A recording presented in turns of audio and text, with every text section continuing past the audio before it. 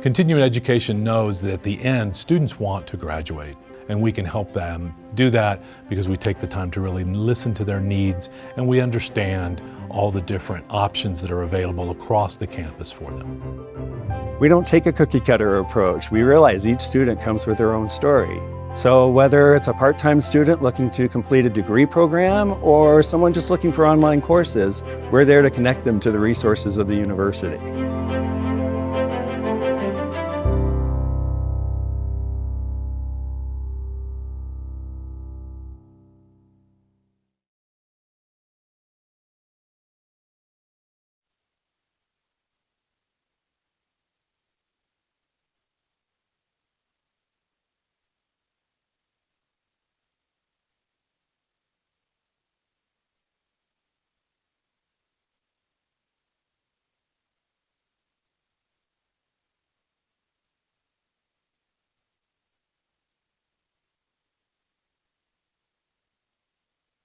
Yeah. You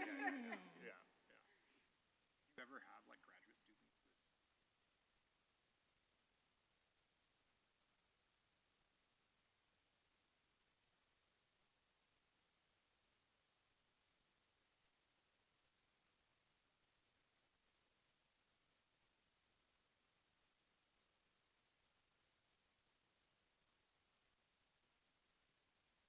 Right. Yeah. Of course.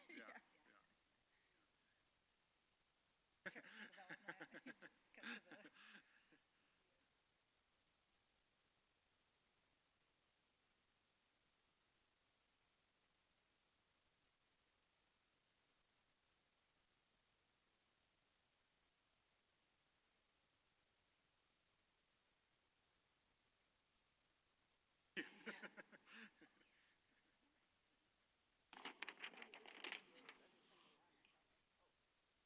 I can only watch like one or two.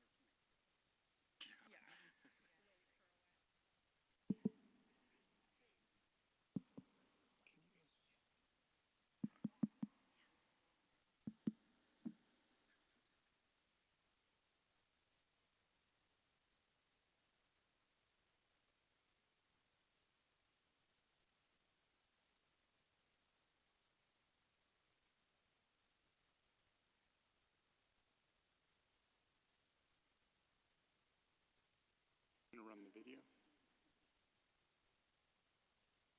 Yeah, just like really.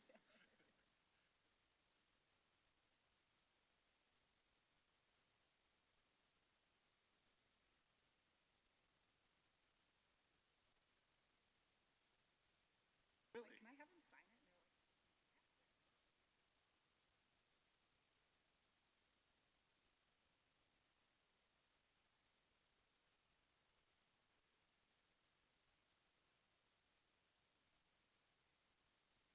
Bad information. Good morning, everyone. I think we're ready to get started. My name is Sam Weaver, and for recording purposes, today is April 11th, 2024. It is 12:02 p.m., and this is panel number 17953. The title of the panel today is AI, Quantum, and Technology Innovation, Will the Rich Get Richer? Before we get started, the University of Colorado Boulder, Colorado's flagship university, honors and recognizes the many contributions of indigenous peoples in our state.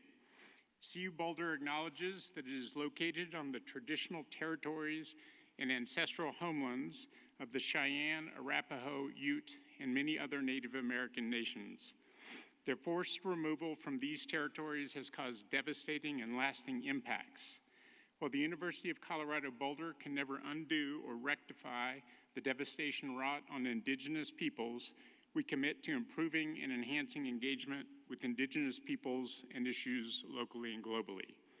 We will do this by recognizing and amplifying the voices of indigenous CU Boulder students, staff, faculty, and their work, educating, conducting research, supporting student success, and integrating indigenous knowledge, and consulting, engaging, and working collaboratively with tribal nations to enhance our ability to provide access and culturally sensitive support, and to recruit, retain, and graduate Native American students in a climate that is inclusive and respectful.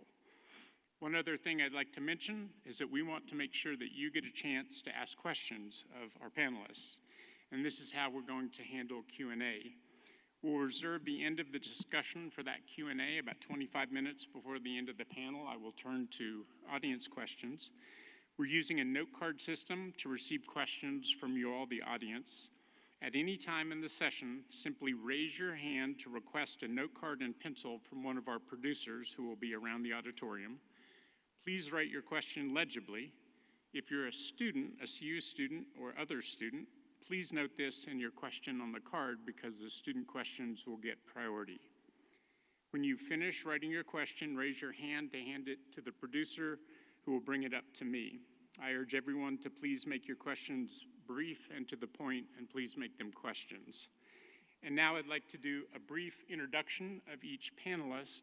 I'm going to mention their name and just a few things that are on their bio, and then I'll turn to the panelists and ask them to give us 2 or 3 minutes of background on their work, their approach, and then the subject matter at hand. So tie the background to the subject matter at hand.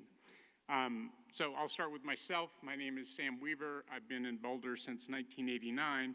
In the first 10 years I was here, I worked at CU Boulder as a researcher in optical computing, and we worked on quantum computing and neural networks at the time. So it's been interesting for me to see this panel title and the panelists I get to talk to, because I saw some of these technologies in their development, including Bose-Einstein condensate, which was done here at Gila at the University of Colorado, which opened up quantum computing as a technology that's available to the world. So there's a connection that I have to this, and I'm so excited by this panel and to hear from everyone else. And then I will turn next to our first panelist, Natalie Garrett. Natalie's professional career has spanned many fields. She's an independent researcher, and some of the work she's done in the past has included an educational technology startup and international startup consulting. And with that, I'll turn to Natalie. And Natalie, could you give us 2 or 3 minutes of your background and how it connects to the question before us? Absolutely. So I am a CU alumna. First of all, I studied ethics here in the information science department. So you can imagine when we're talking about AI that having an ethicist on the panel might be an interesting perspective. A lot of the work and the research that I've done here at CU is related to ethics education for computing students. And specifically for AI, it's important for our computing students to consider potential harms when they're building technologies, learning about how those technologies can impact society. So that is what I'm doing here. I'm the resident ethicist, and I look forward to continuing the conversation with everyone. Thank you, Natalie. Next, we have Elliot Peper. I hope I'm saying that last name right. Elliot is the best-selling author of 11 novels, most recently Foundry, and his writing has appeared in many different publications, including the Harvard Business Review, TechCrunch, and The Verge, and he likes to give talks at events like this. So Elliot, I'll turn to you. Well, it says so in the bio, so I'll trust that.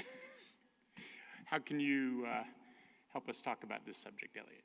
Yeah, when I think about the subject of this panel, back in 2016, I wrote a science fiction novel that takes place in a near future where you can imagine there's a company called Cumulus that if you imagine that Google ate Facebook, ate NVIDIA, ate all the other big tech companies and sort of mashed together, that it would create tremendous inequality. And so in this future, there are sort of really segregated, like socioeconomically segregated areas of the San Francisco Bay Area, and the sort of monopoly that runs everything has so much power over government. It's just, it's messy. And if you look at what's going on in generative AI today, I mean, like Mark Zuckerberg was recently bragging about buying the most H100 chips, and that's why you should go work for him if you're an AI researcher, right? So in the current moment, unlike in recent sort of, when new technologies have come out in the past 30 years that have often been led by startups, the current AI tech, because of the extraordinary cost of compute power to make these systems work, has actually been driven by big companies. Like the biggest players in the field are Google, which also backs Anthropic, Microsoft, which is, backs OpenAI. So you just it's odd. It's a little weirder than previous like recent technological revolutions, but there's a big caveat.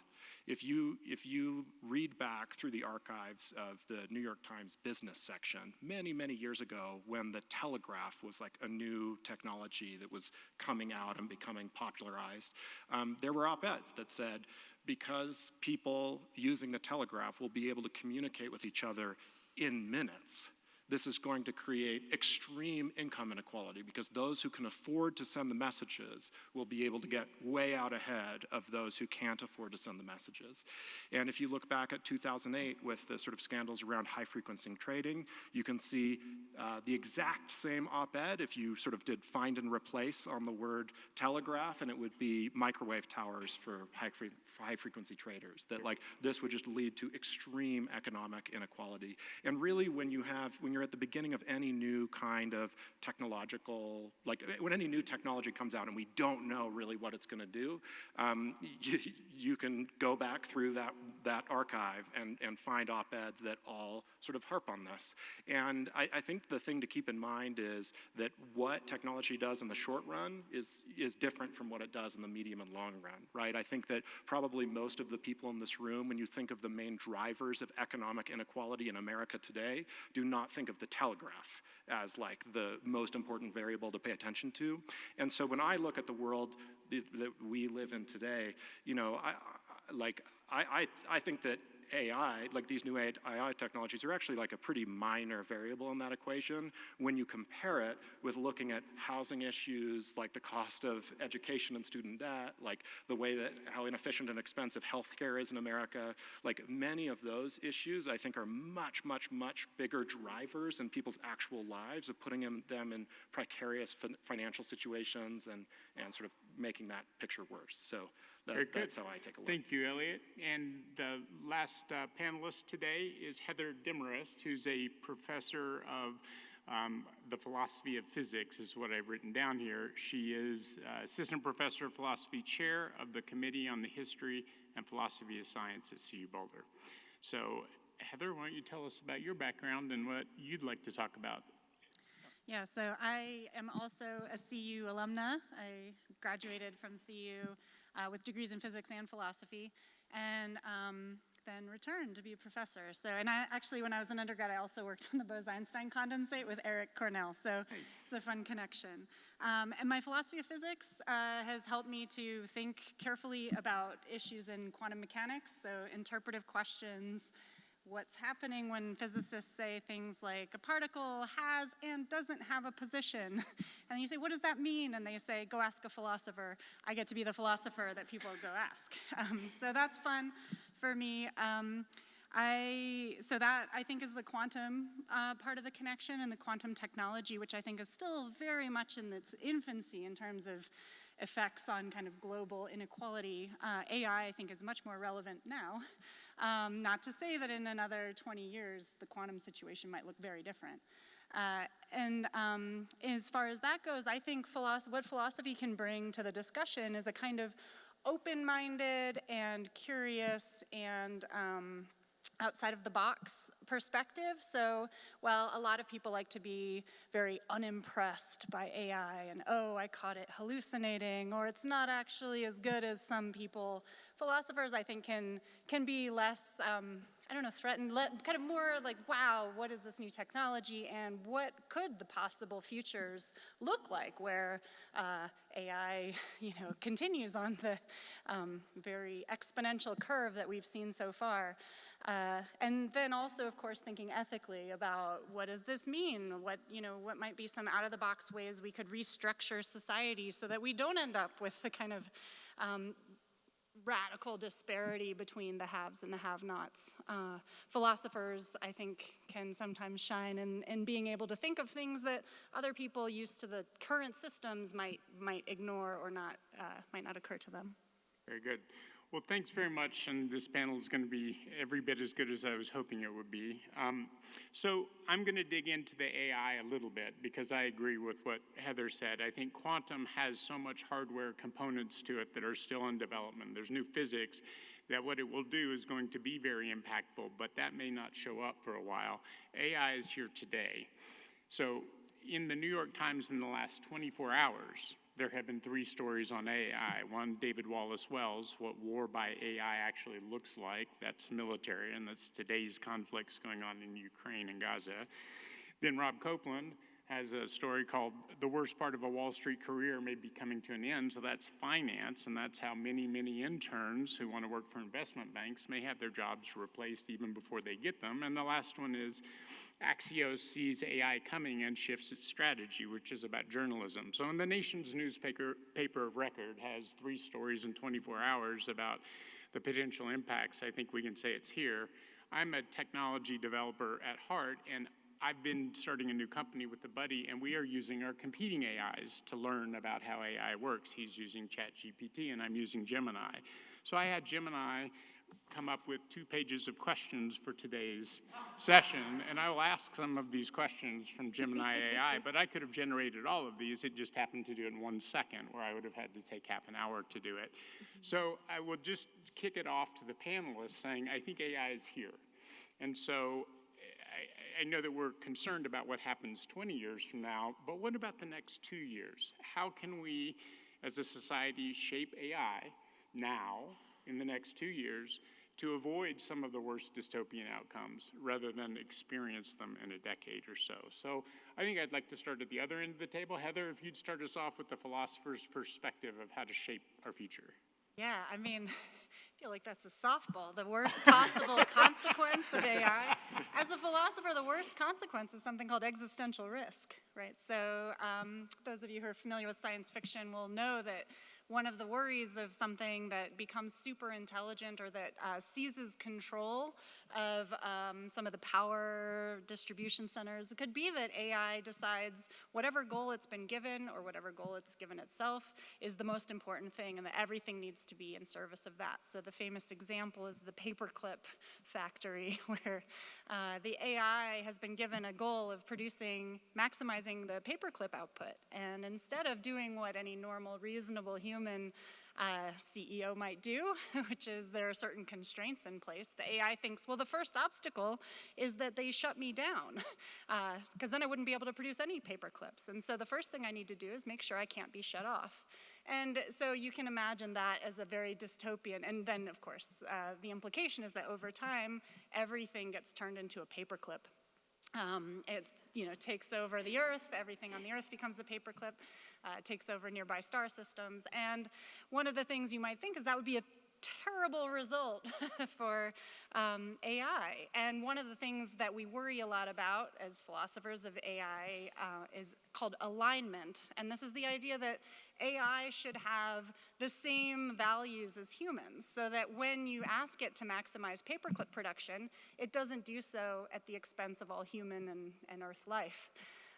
And then you might also worry on the flip side of that, of course, is what if AI does share all of our values? One of the big worries about training AIs on the internet, for instance, is that the internet is full of all the foibles of humankind. And people have worried a lot about why AI algorithms look racist and sexist. And you might think, is this a problem with the AI? And you say, no, it's a problem with us, right? It's the problem with humanity. It's trained on all of our data.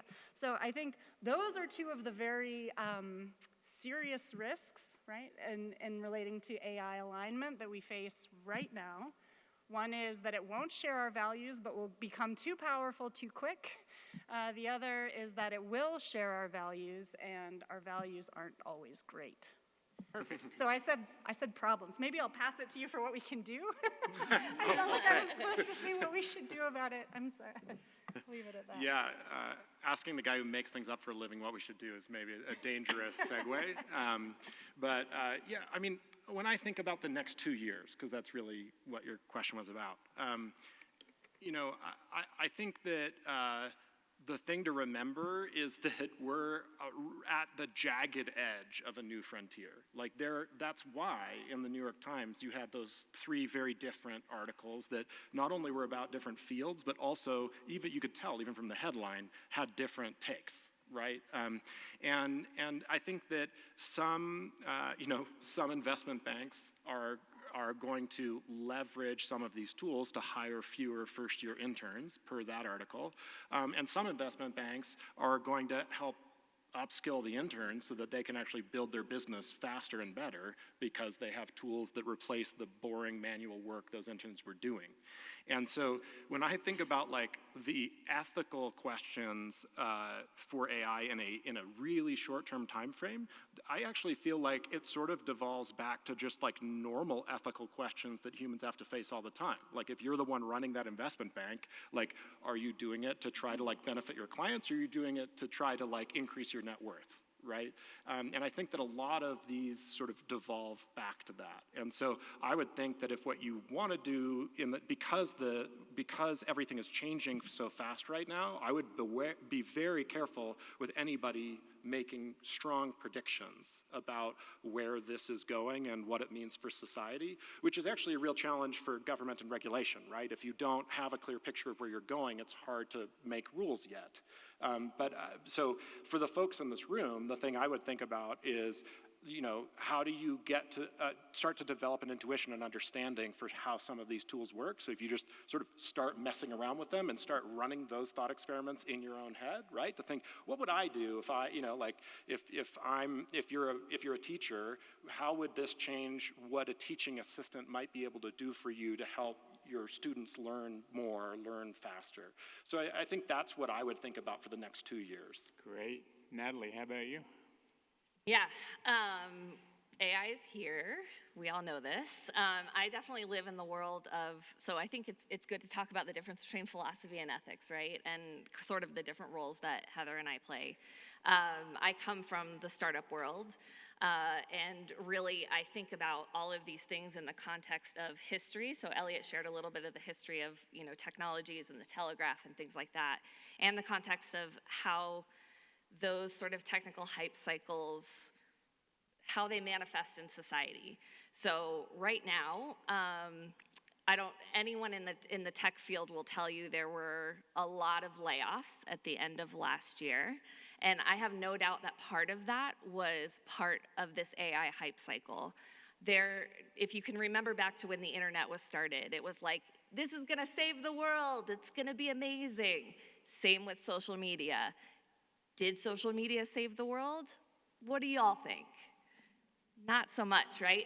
So I think there is this idea, especially within the business world, within this tech hype cycle, that the newest technology is really going to be only positive. And from the folks that I've seen speaking about ethics and AI in Silicon Valley, that is the interpretation that they have. Like, just trust us, it's gonna be great.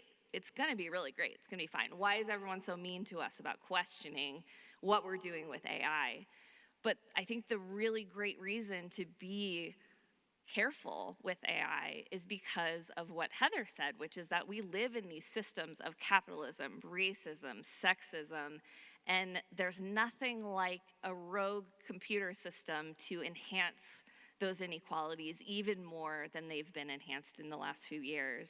And I feel like, you know, one of the things that we've seen, and I don't know about y'all, but I'm like a optimist, and also I recognize reality. So for example, at the beginning of the pandemic, I was really hopeful that, you know, if a pandemic spread across this country, maybe, just maybe, we would consider universal health care.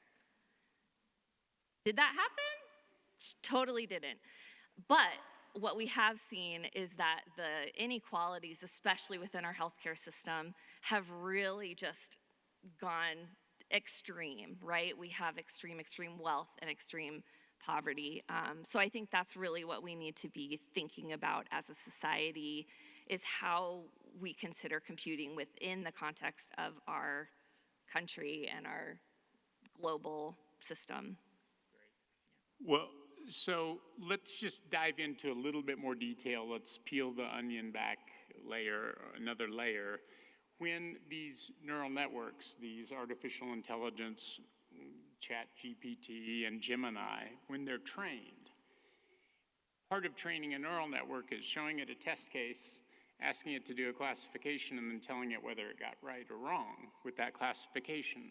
So the human involvement and the policy involvement is in that feedback loop between the training and the yes, you got it right, or no, you didn't get it right. And so to your point about value systems, it seems to me that the key question is how do we implement the good human values in AI and its processes, and how do we, limit and constrain the bad values that lead to bad outcomes for us? So I'll go back to you, Natalie, and I will say, thinking about the training function of AIs and how they're going to be customized for different fields, how do you think we can encourage the good human values to be used in those training processes and regulate that?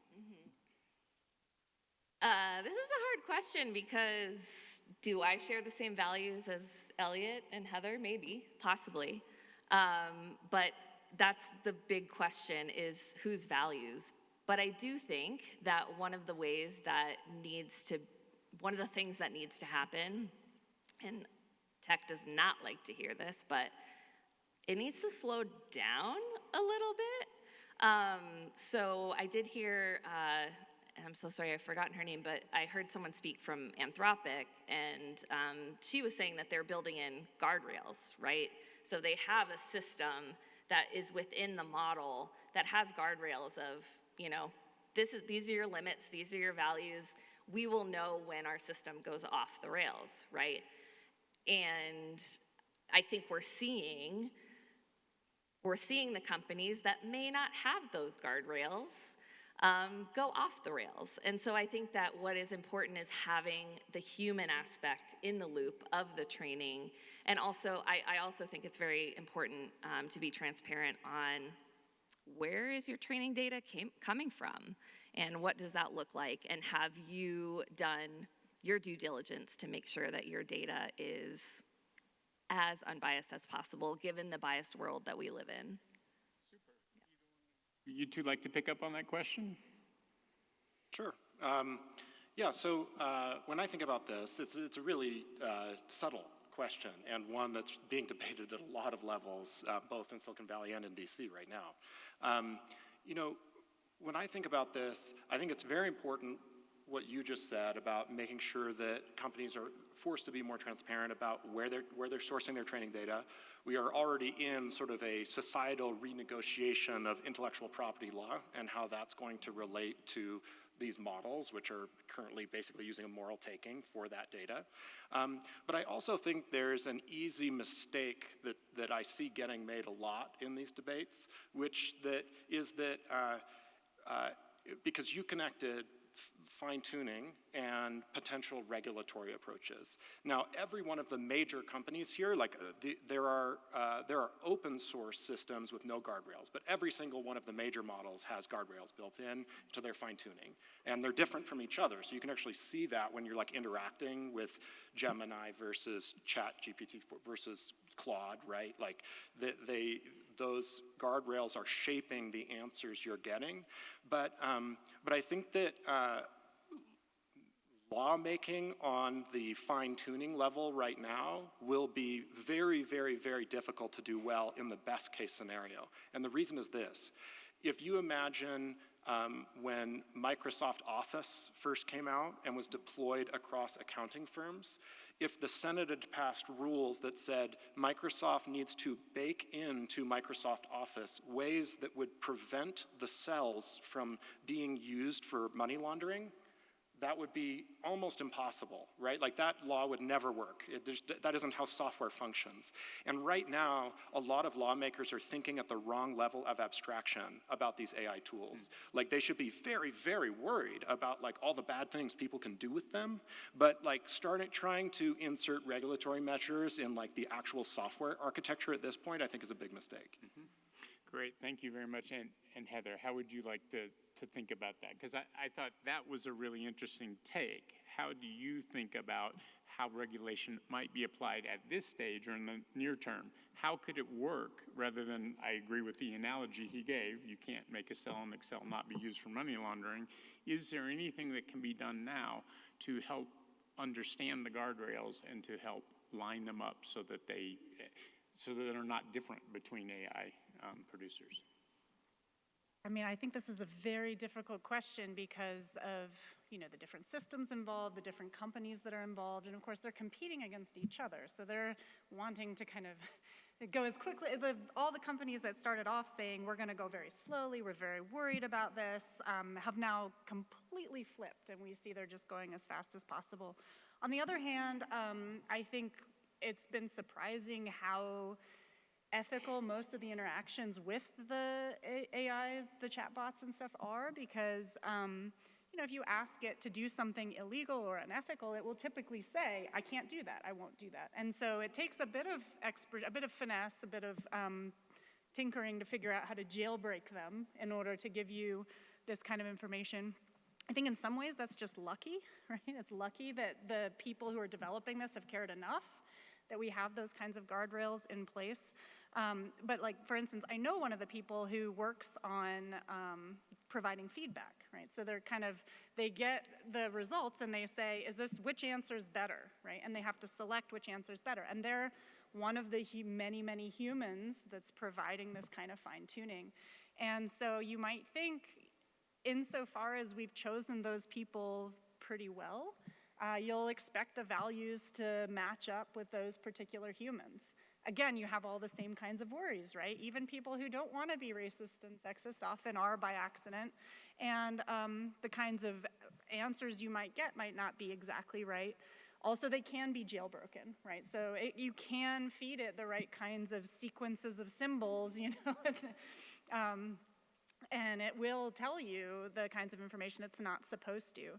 I see that more as a feature of just how difficult it is. I mean, often if we want to understand why the AI is giving us the answer it is, the best way to do it is to just ask. We can't actually kind of open the hood and say, well, where in the algorithm is it going wrong? Because we just don't know enough about how neural nets work in general and in AIs specifically. So I do think that this makes it very difficult. As far as regulatory structure, I feel like the government tends to lag behind in the kinds of solutions that are effective for new technology. I think have a lot of at the beginning of the AI kind of software development, they were begging regulators to help them. They're like, how should we do this? We would like feedback. We would like guidance on what we're supposed to be doing. And they just had no clue, right? These regulators weren't experts in the field. They didn't know about the difference between training data and fine-tuning or any of this stuff. So I don't know that they're necessarily the best. Probably they need a, think tank and experts, and they need people to defer to that expertise in a political domain, which is very difficult for politicians to do, I think. But yeah, my suggestion would just be you need people who understand the technology really well to be maybe providing more roadmaps and guidelines rather than, laws about, you've violated the law. The other thing that might be interesting is as soon as you start holding people legally accountable for the actions of their products, they tend to have a different motivational structure in place to start caring about negative consequences. And there's a big question ethically of who's responsible if GPT tells you something false or tells you something bad. Should we blame, GPT?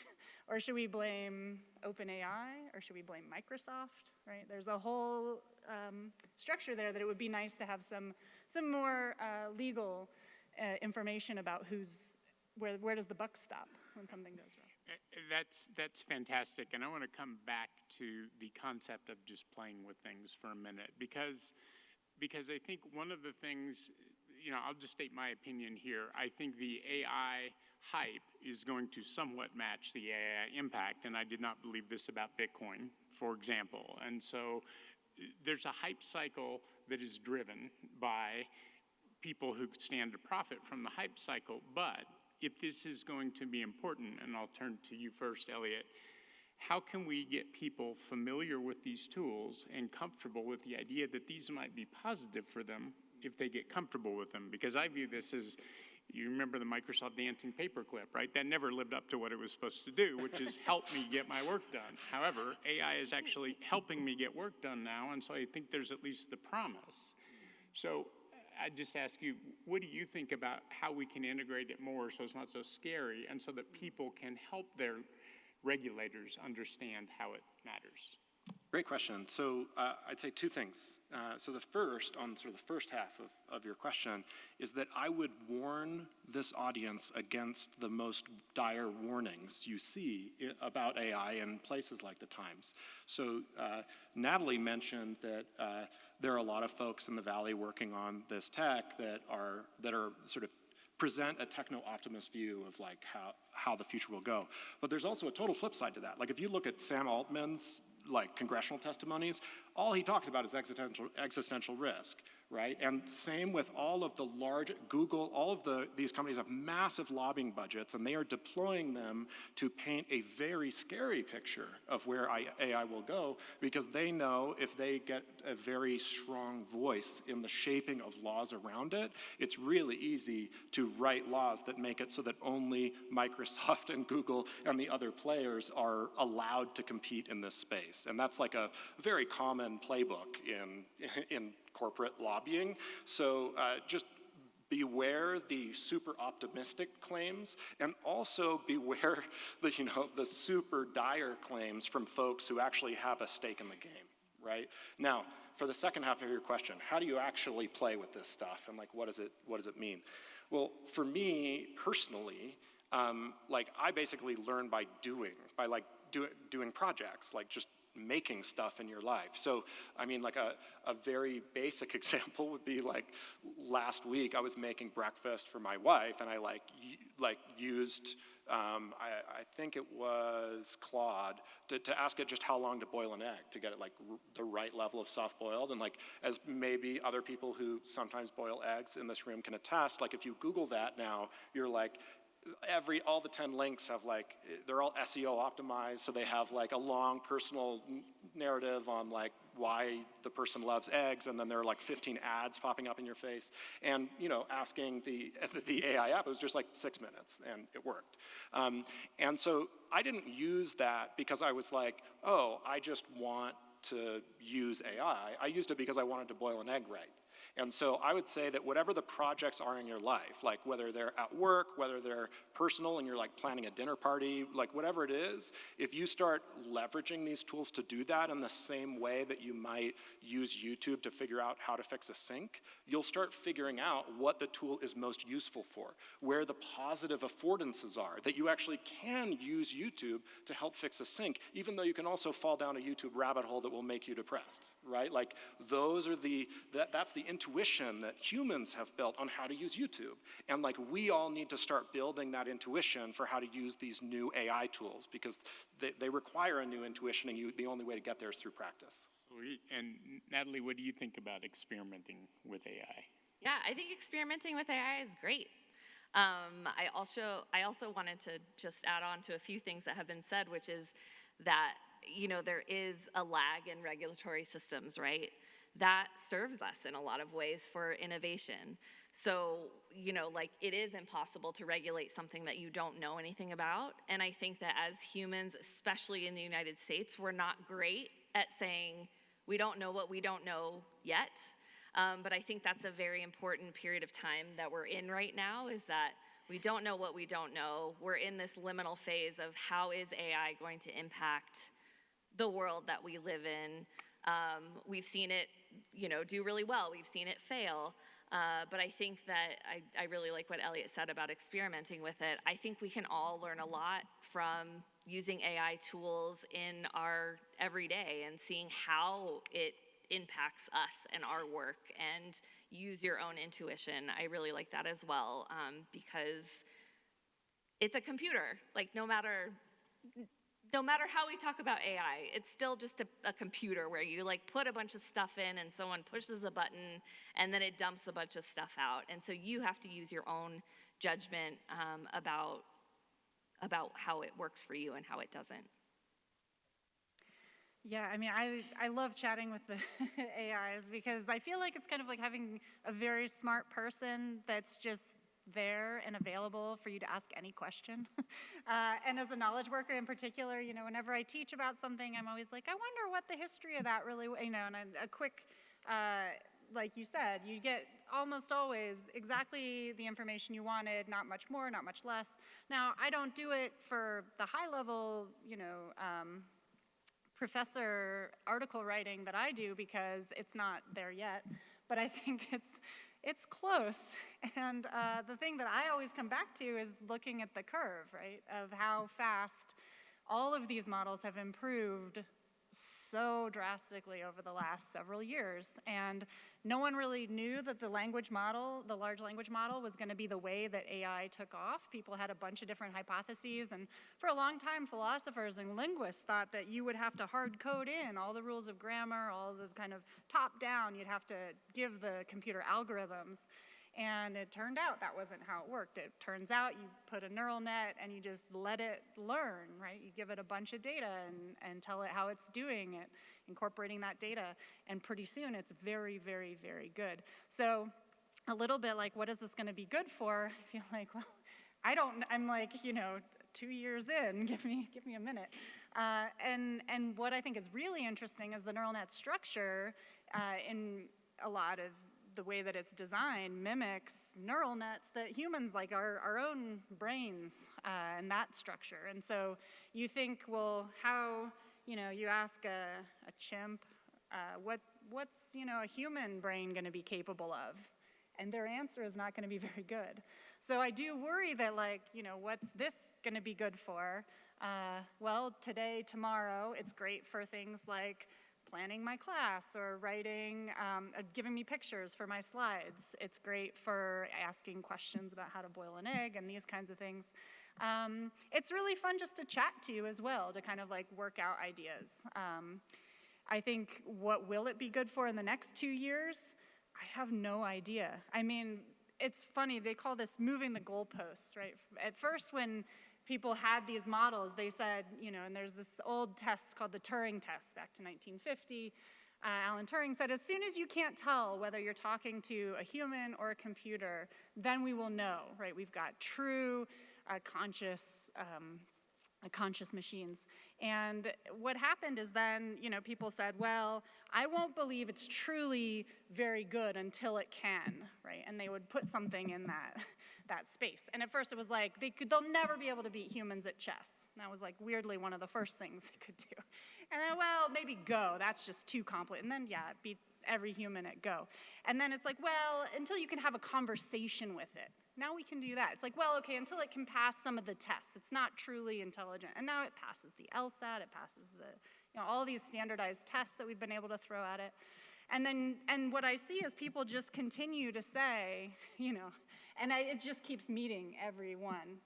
And so I'm very hesitant to put any kind of limits on what this could be useful for, given how quickly it's improving.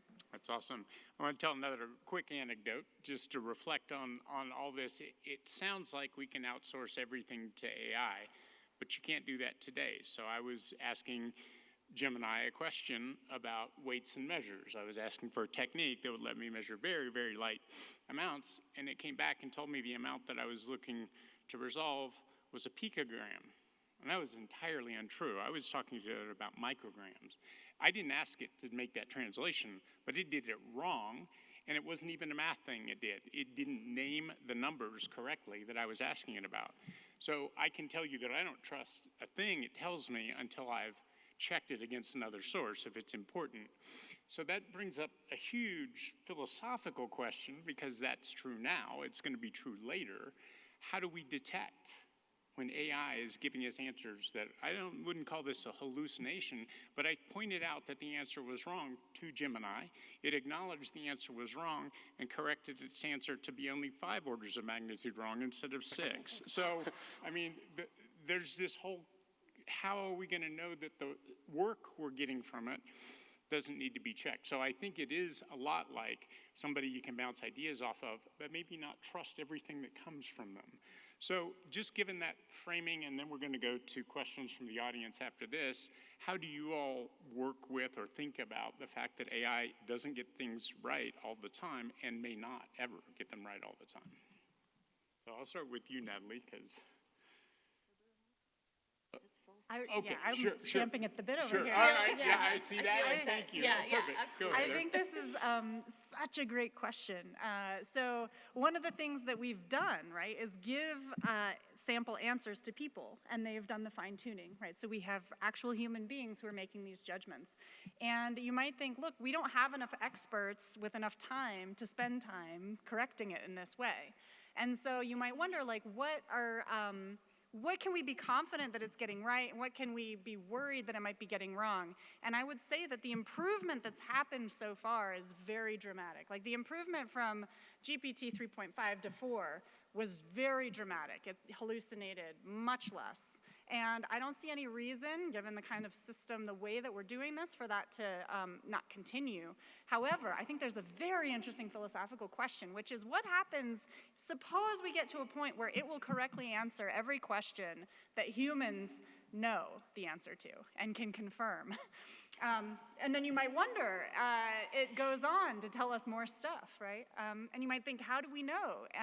And one of the worries is, without constant feedback, correcting it and bringing it back into line with human knowledge, it can go off the rails, right? It can kind of like spiral worse and worse, orders of magnitude wrong. And so you might think just talking to itself or other iterations of itself won't be enough to extend human knowledge beyond what we're able to verify and reinforce for it.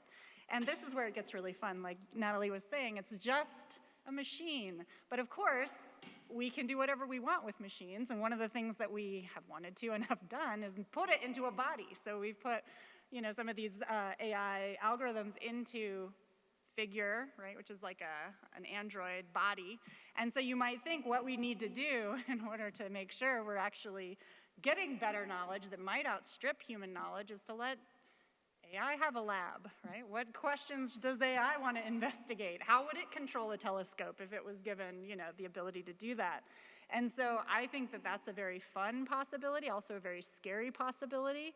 But if we want AI, and this is, I kind of dodged your question about the current mistakes because I feel like those are probably temporary as we continue to rein it in and it continues to do better. And we give it more human feedback, more knowledge that humans actually have. But then I think the really interesting question is how would you push that knowledge past humans' current knowledge? If it really does become super intelligent, as many of these optimistic tech bros claim it will, then how do we know that any of the knowledge it's claiming to produce that no human could verify is actually right? And with math, it might be easier because you can just check, does the proof work? It's not one any human had thought of, but does it work?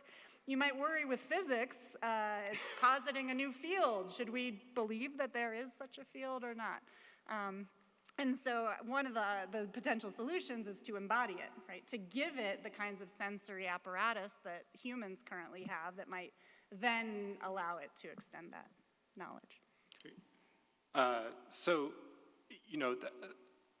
When you use a calculator, you plug in the numbers, you do the operation, and you're not concerned about the answer, right? Like it's doing deterministic calculations to tell you what's going to come out the other end. And I think a lot of us think of computers sort of as big calculators. You can do more stuff with them, but like effectively we assume that they have deterministic reasoning. And I think that something that's really interesting about these new systems is that they're probabilistic. Like these systems take a snapshot of the internet, and when you put in a prompt or ask it a question, it is synthesizing a statistical representation based on the patterns it is finding in its picture of the internet and presenting that to you. It doesn't know anything about the real world. Like that's the humans involved in fine-tuning are trying to tell it some things about the real world, but there are many questions that are not as simple as a math question where there might be multiple correct answers or what have you. So it's really messy.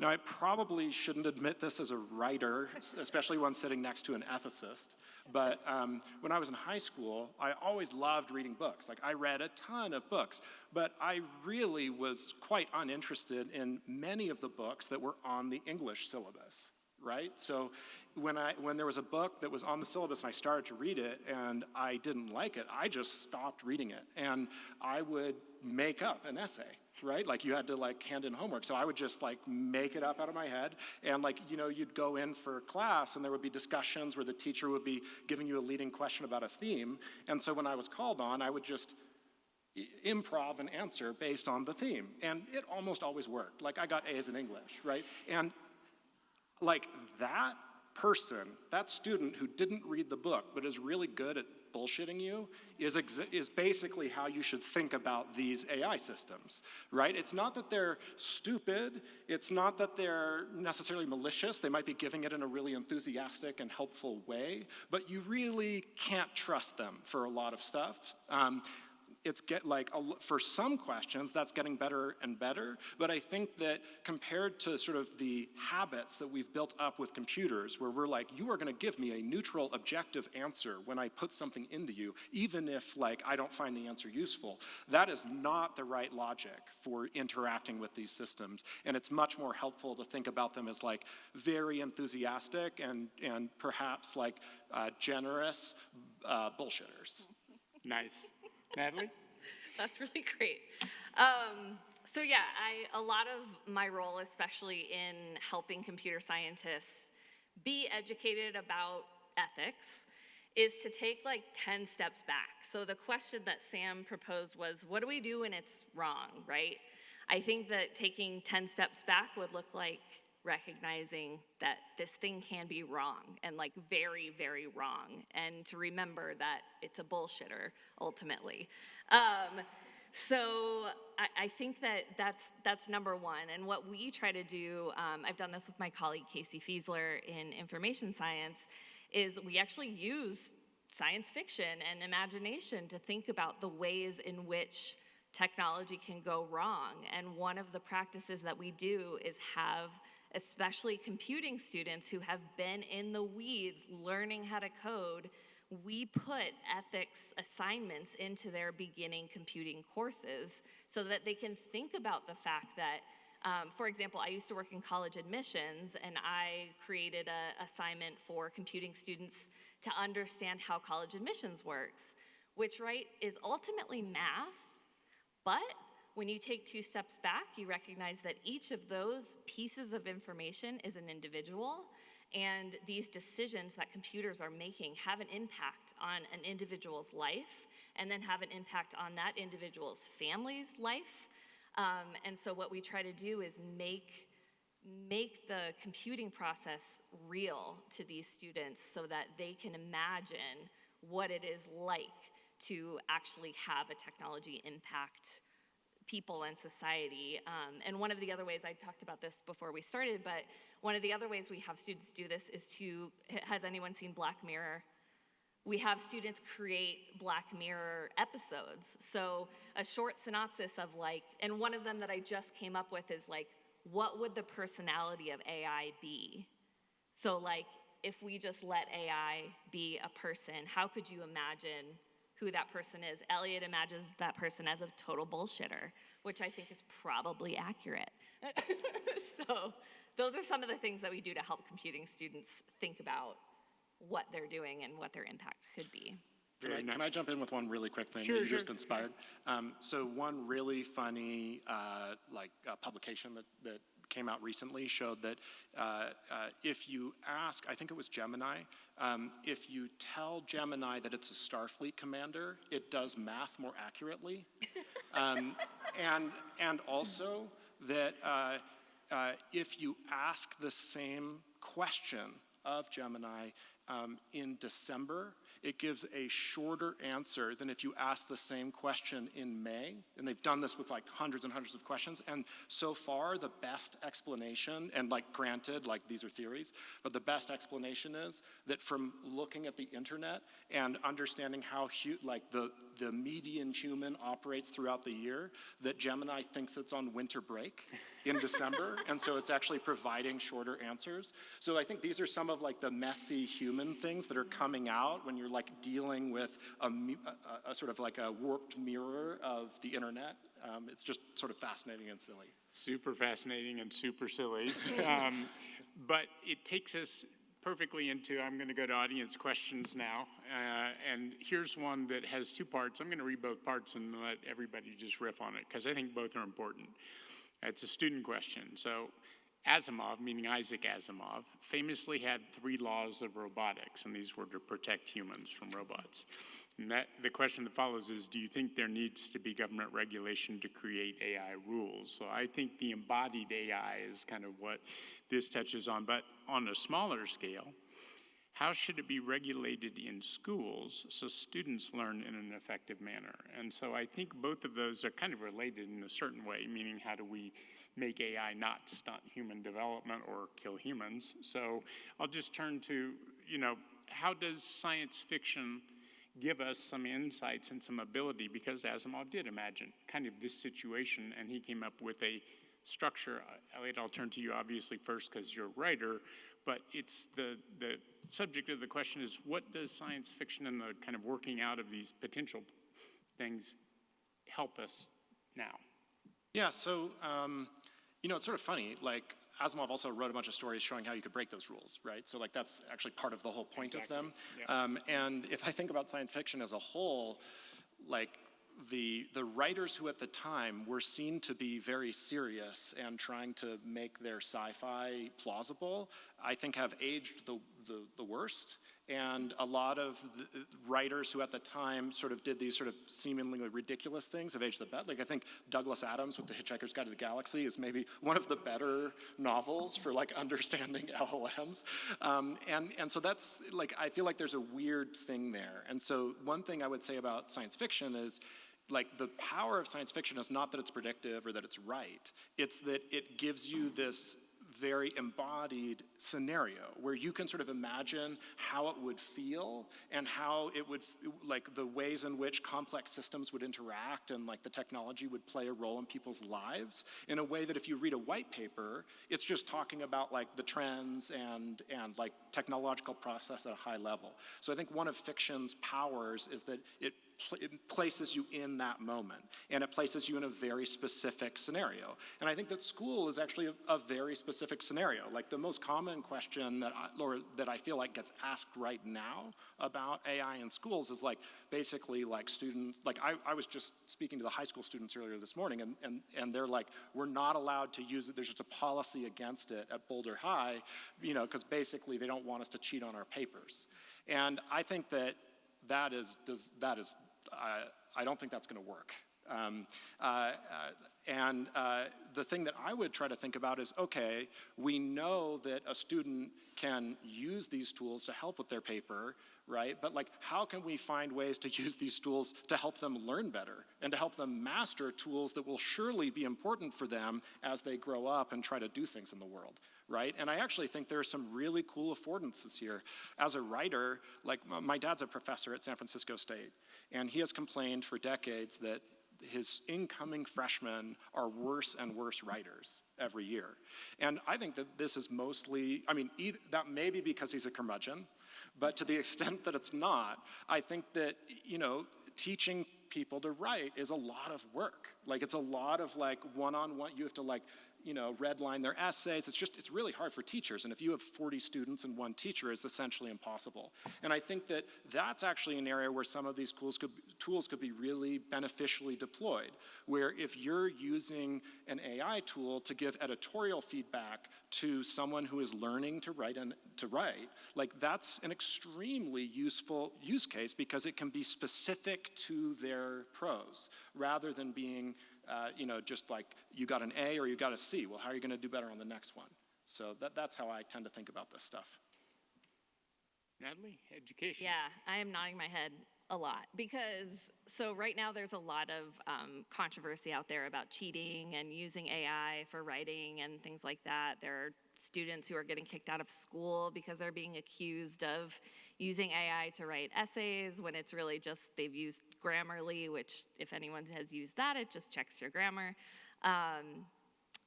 But yeah, for education, it's sort of similar to regulation, that it just takes a bit for education to catch on to these new technologies.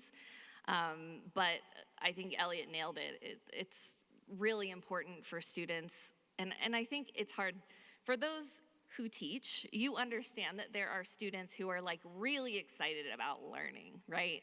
I'm one of those people. I'm a giant nerd. I love school. I love research, love learning. Would never think about cheating because I wouldn't actually learn it, right?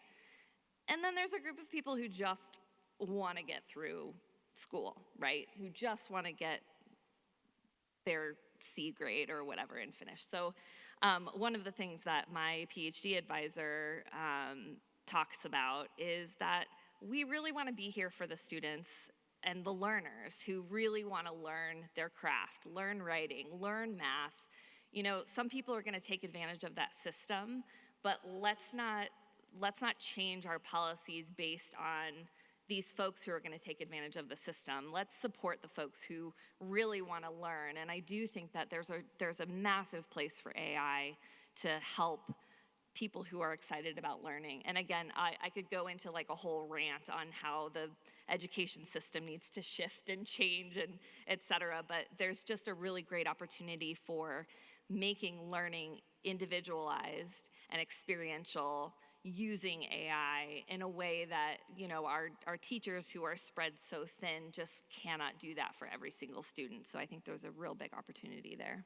Sweet. Well, that's going to lead me into the next question, which I'll bring to you, Heather, because we've moved into education, which is how's this going to really play out in human systems? And so here's another human system that a lot of people have concerns about, and that is creative professions. And so this question from a CU student is, there are many gaps between the legal system and AI with regard to copyright. With that in mind, what are some of the solutions to protect human content creators and their work, especially in AI training data? And so I think that's one component. I want to bring in one other question that was asked really that this ties into, which is, you know, how is the leadership of the people who are bringing these AI products out going to look at their impacts, and how will they be made to look at their impacts? So I know that's a big bunch of questions, but it really is, how do we protect some of the creative professions from being sidelined entirely by AI? Heather? Gosh, I was really hoping I could comment on the cheating. You comment on both. Start with can cheating cheat and move just to answer that. that question. Yeah. No, that's fine. In a nutshell, I think we should think of AIs like we think of Wikipedia, right? To like ban it is ridiculous. It's such a valuable resource. To use it uncritically is also a big mistake. But then I do think that there's a bit of an idealistic picture of students is like, oh, they just want more help with like being better writers. Why would we ban that? Nobody's banning that. As a professor, what you worry about is the cut and paste, right? And I don't want to read a bunch of essays by GPT, as interesting as I find it to discuss with GPT. I want to see what my students write. Part of my job is making sure my students are learning to write essays. And so part of the way that I do that is by telling them they cannot cut and paste from GPT. And then how to enforce that is a super interesting, difficult question. Yeah, about artistic copyright stuff, I think it's a really important question, and I'm gonna maybe be a little bit more outside of the box and say I think it's missing the target. So, of course, for years and years, hundreds, thousands of years, people have used other artists as models, as ways to learn certain styles, and GPT in some sense is not doing anything, AIs are not doing anything different than that, right? They're looking through all the internet at all the different artistic creations, and they're learning about them. And it's really good. So then if you say, draw me something in that style, it can do that in the same way that Da Vinci maybe could have done that. And then you worry a lot, though, because the original artist, right, says, but that's my style or that's my work, and you just made something that looks very similar, and now that's available for free, right? So I don't see the problem there as really being one that we can solve by saying, oh, we should never have given it access to all of these artistic creations. It shouldn't have been trained on that. I think it should have. I think it's part of what makes us uniquely human. It's what makes our culture very interesting. It's something it should learn about. I think the problem that most people are focused on is compensation, and how do we make sure that artists aren't kind of like put out of work. And I think that is really just a special case of the bigger question, which is GPT is going to put maybe a lot of us out of work insofar as it's able to do things better than a lot of us can.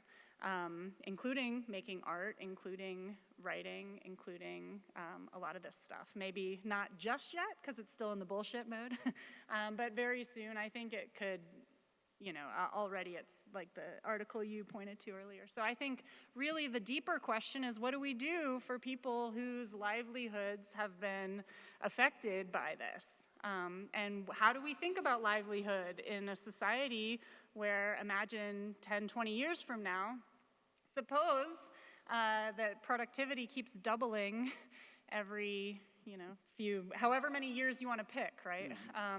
Pick that many doublings. Is that enough economic productivity that we can finally restructure how people get to eat and have shelter and engage in the activities they'd like to engage in? And there are a lot of different proposals that maybe we can go into if we have time later on, but I do think that that's the really interesting question, is how do we make sure that people are able to live the kinds of lives that they want to, create the kind of artwork that they want to, in a society with something like this that can also do it easily and cheaply. So Heather, that's great, because that ties into another question that we have a few minutes left, so we're going to have like 1 or 2 minutes for each answer. But this question really implicates universal basic income and that kind of thing. Instead of worrying that the rich get richer, why not build a floor that includes basic health care, mid-5-figure incomes, and compensation for training and ability to train? So I think it's the question that you were pointing to just now in your answer, Heather, which is how do we integrate this into our societal structure to make life better for everyone? And so I will start with whoever wants to pick that up, but each of you, it'd be great if you give kind of a closing that looks at how society can use this to be better. Okay, well, I'll kick off. So segueing from what she just said to your answer, I'll give a really pragmatic answer to that as a novelist, which is that I think that Heather just laid out like the philosophical high level, like this is how to think about this as a moral issue. But there's also, like the way that copyright and intellectual property law works is not that clean.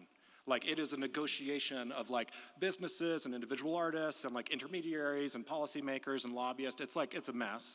And every time you have a new technology come out, like player pianos, like you get a whole new set of case law that just reshapes it. Same thing happened with synthesizers in the 80s and music sampling, right? So I think we're in the middle of that. I think the New York Times is already suing OpenAI on this. I think in the very near future, we're gonna have either new case law or new legislation that assigns some kind of both moral taking and also economic trade between people who are creating the data and models that are ingesting it for commercial use, which is what people are complaining about. Now, is that going to be fair? Hell no. It means that Disney is going to go negotiate a great settlement, and the New York Times is too. And like me as a puny little novelist, like, am I going to get a good deal out of that? Very unlikely, just like in every other aspect of intellectual property law. But to bridge that to your ultimate question, I really think that brings us back to the beginning of this conversation. Like, AI is a powerful new technology. We're figuring out what it means. But frankly, I think that like the drivers of economic inequality and what we should do about it as a society are frankly like unrelated to AI. They're other things. They're universal health care, making sure everybody has a place to live, doesn't have to worry about eating, doesn't have to live under extraordinary financial stress. Like those are, like if you came to this panel thinking like, how can we in this country try to make our systems a little bit more equal? Like I think AI is marginal to that discussion, and there are a lot more driving factors we should be paying more attention to. Thank you. Natalie. Yeah, 100% agree. And I just wanted to add that a lot of my research looking into how ethics is or is not incorporated into product development in general, it always leads back to culture. And in my work, it was company culture. But in the big picture of what we're talking about with universal income and healthcare and education and all these things is that our culture and our values need to shift if we want to think about a world where there are those things. So, like Elliot said, it's AI can maybe help with that, but it's really the people coming together to shift and decide. I think it's a bunch of different things. Like one of the earlier questions was, how is leadership going to take responsibility for the tools that they're building? Right now, they're really not. So do we want them to take responsibility?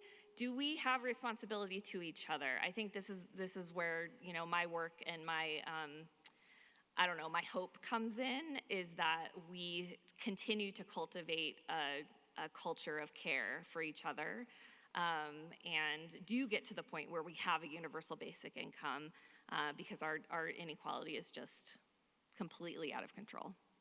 Very good.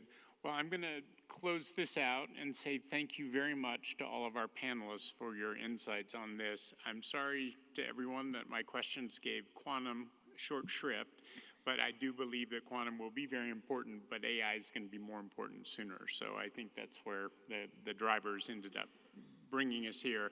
Thank you very much for coming today. It's your participation that makes it fun for all of us to be up here talking about these fun things. If you have questions for the panelists, you can come up afterwards and ask them one-on-one any other questions you might have. And with that, I'm going to close this because we have panelists who need to get to their next panel. So again, thank you very much to the panelists. Thank you, the audience.